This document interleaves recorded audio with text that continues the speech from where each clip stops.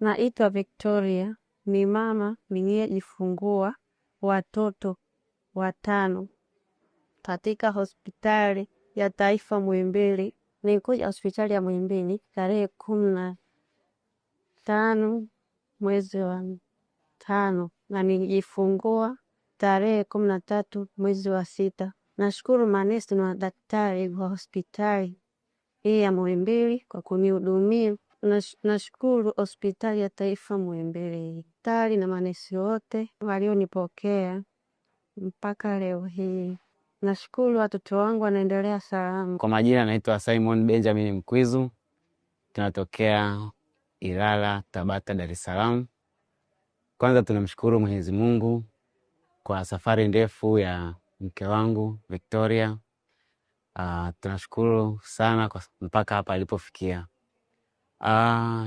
Alipata na tuligundua mara kwanza tumegundua akiwa ni mjamzito akiwa na miezi 3. Tulienda kliniki ya Tabata Posta inaitwa Malechela. Ndipo pale tukagundua kwamba ni mjamzito wa mapacha 4. Kwa kweli tulifurahi sana.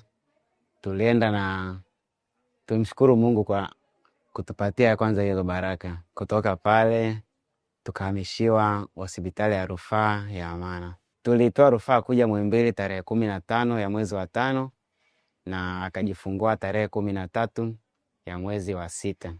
Tulitegemea kwamba atajifungua watoto 4, lakini kwa surprise tukajikuta tumepokea watoto 5. So kama mzazi kajikuta kwamba sometime na furaha, sometime na stressi kutokana na wingi wa watoto, na ukiangalia na maisha ya sasa hivi jinsi yalivyo, inahitaji kidogo kushikwa mkono.